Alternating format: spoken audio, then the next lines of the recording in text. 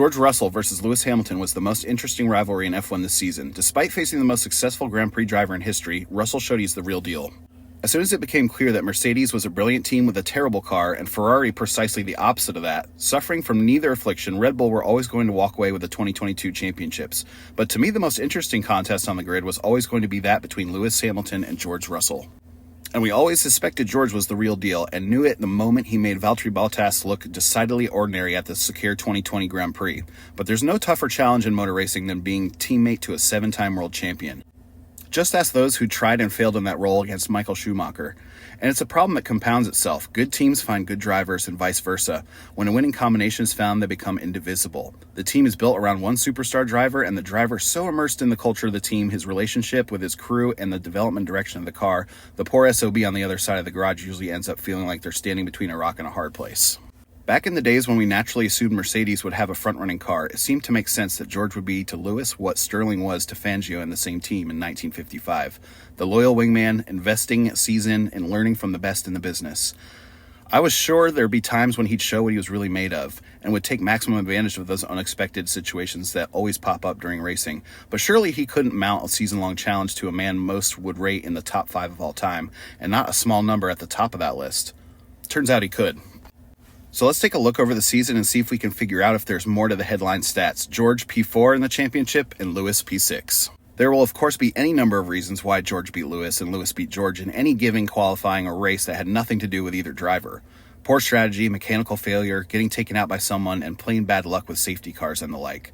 But over 22 races, things do tend to even out, especially as both drivers started all 22 of them and both finished 21.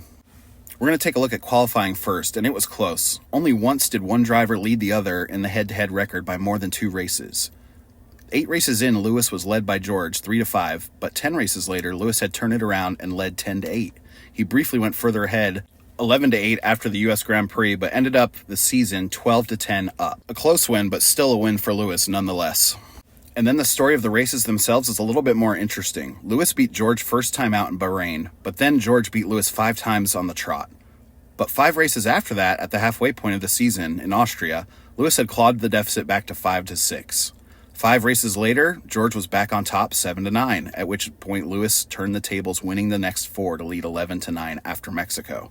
George, however, took the last 2 to make the final head-to-head tally stand, as each driver having 11 victories over the other, which seemed very fair. So what does this tell us? Well, perhaps George's better performance earlier in this season reflected the fact that he was driving a car that was far better than he was used to at Williams, and Lewis the reverse of that. Lewis got his head around that, got back on terms, and even got ahead before it all leveled out again.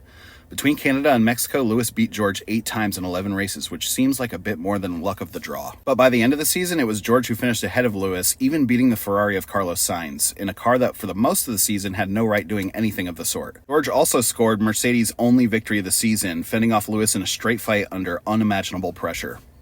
And his flawless performance in Brazil meant Mercedes did not suffer its first winless season in over a decade. At the end of the day, Lewis found himself on the podium 9 times in 2022, and George just 8.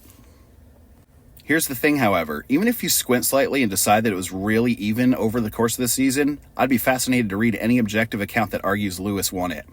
What George has achieved going into a team with which Lewis won 4 titles in a row, even breasting the tape side by side in an absolutely monumental achievement for which I don't think he has received nearly enough credit, largely down to the fact that neither Mercedes was regularly in the hunt for outright wins. So I'm going to go ahead and say it. In his first year with Mercedes, George Russell didn't just outscore Lewis Hamilton, but he outdrove him too. Plenty will disagree with me, and that's fine, for there are no right or wrong answers here. But to me, at least, with no axe to grind in either direction, that's how it appears. And given who he was up against, that's extraordinary. So until next time, don't forget to like and subscribe, and certainly don't forget to box for slicks.